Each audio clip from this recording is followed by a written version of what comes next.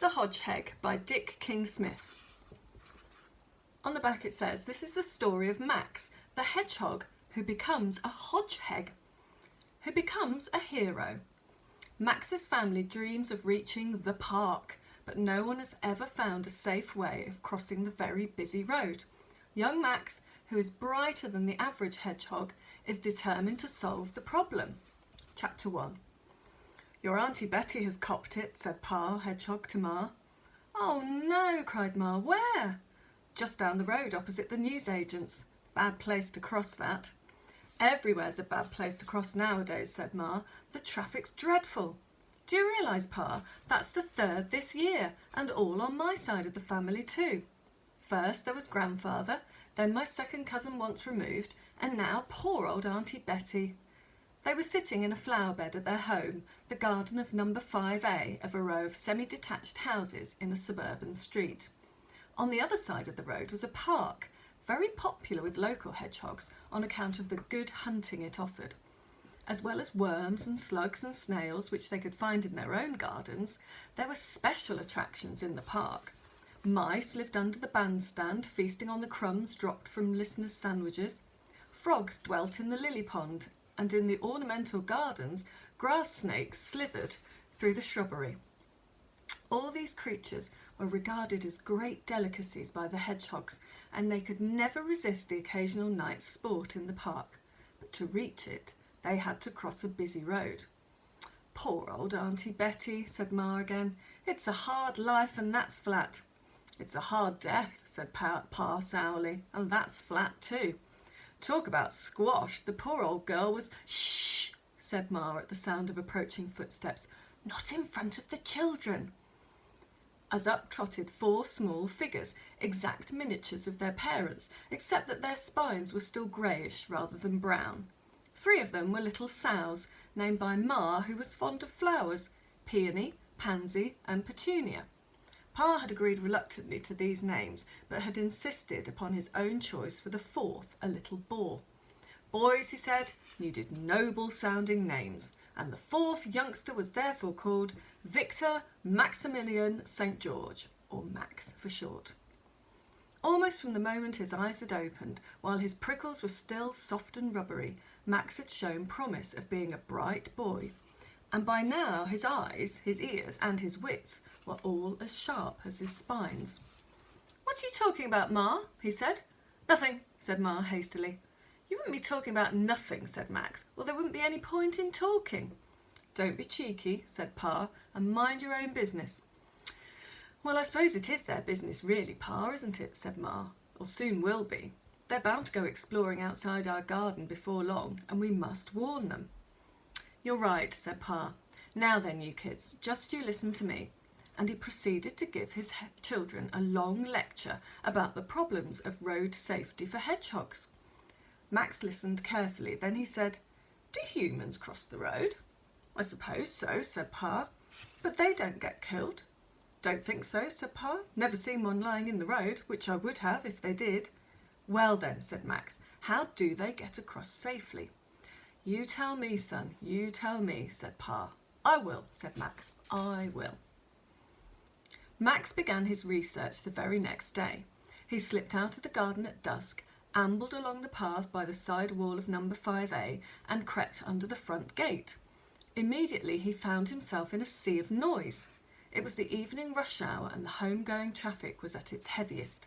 Cars and motorbikes, buses and lorries thundered past, terrifyingly close it seemed to him, as he crouched outside the gate, and he was confused and dazzled by their lights.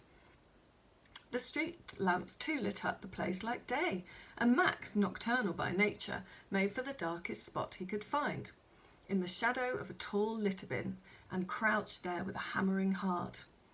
Gradually he grew a little more accustomed to the din and the glare, and though he dared not move, began to observe the humans, for numbers of pedestrians passed close by him. They were all walking on the narrow road on which he sat, a road raised above the level of the street itself by about the height of a hedgehog. They're safe, said Max to himself, because the noisy monsters aren't allowed up there. What do you think he's talking about, the thing that they're standing on? There's the curb, isn't it, that keeps us safe from the road. He looked across the street and could see at the far side of it there were other humans also walking safely on a similar raised road. He did not, however, happen to see any cross the street. "They must cross somewhere," said Max. "There must be a place further along the street." A part of him, for he was very young, said that he would find out about that another time, and that it would be nice to creep back under the gate to his family. But then another part of him determined to set off to see if he could find this human crossing place. The street was on a slight slope, and perhaps because of this, Max chose to go in the downhill direction. He moved very slowly, keeping close to the outer walls of the front gardens where there was still some shadow, and he froze, stock still, whenever anyone passed. No one noticed him. Soon the houses gave way to a short row of shops.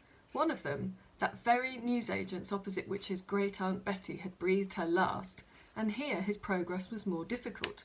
The shops were still open, and Max had to choose his moment to make a dash across each brightly lit entrance. "Phew, this is tiring. Perhaps I should go back home," he said. But then suddenly, not far ahead, he saw what he was seeking. There were humans crossing the street. Sometimes singly, sometimes in twos and threes, sometimes in quite large groups. They stepped down from the narrow raised road and walked straight across the street with hardly a look to the left or right, and stepped up again on the far side, and off they went. And every time that anyone wanted to cross, all the traffic stopped and waited respectfully until the way was clear again. This, then, was the magic place. Here, humans could cross in perfect safety. If humans can, why not hedgehogs? Reasoned Max. But how do people know the exact spot? How do the cars and lorries know when to stop? Cautiously he shuffled nearer, keeping close to the wall until he found himself beside a tall checkered pole on top of which was a glowing orange globe. Across the street he could see was a similar globe. And between these two poles the humans walked while the traffic waited. Can you see what he's looking at? Biding his time till a moment when there was no one about, Max crept towards the edge of the raised road and peered down at the surface of the street. It was striped.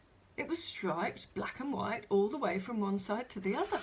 This was the secret. By now it was quite late. The rush hour was over, the shops were shut, all was quiet. "I'll wait," thought Max, "and then when a car or lorry comes along, I'll cross in front of it." Soon he saw something coming. It was a lorry. He was halfway across when he suddenly realised that the lorry hadn't slowed up at all, and it was almost on top of him, blinding him with its brilliant lights, deafening him with its thunderous roar. It wasn't going to stop. Lorries only stop for people, not hedgehogs. The lorry driver, who, until he was almost upon the crossing, had been quite unaware of this tiny pedestrian, did the only possible thing. With no time to brake or swerve, he steered so as to straddle the little hedgehog. Looking back in his wing mirror, he saw that it was continuing on its way unhurt, and he grinned and drove on into the night. The sheer horror of this great monster passing above, with its huge wheels on either side of him, threw Max into a blind panic, and he made for the end of the crossing as fast as his legs would carry him. He didn't see the cyclist silently pedalling along close to the curb, and the cyclist didn't see him until the last moment. Feverishly, the man twisted his handlebars, and the front wheel of the bicycle suddenly wrenched round, caught Max on the rump, on his bottom, and catapulted him headfirst into the face of the curbstone. Poor Max, he's been knocked by that cyclist, and he's rolled away, bashed into the curb. The next thing that Max recalled was crawling painfully under his own front gate. Somehow he'd managed to come back over the zebra crossing. He'd known nothing of the concern of the cyclist, who had dismounted and peered at what looked like a small dead hedgehog, sighed and pedalled sadly away.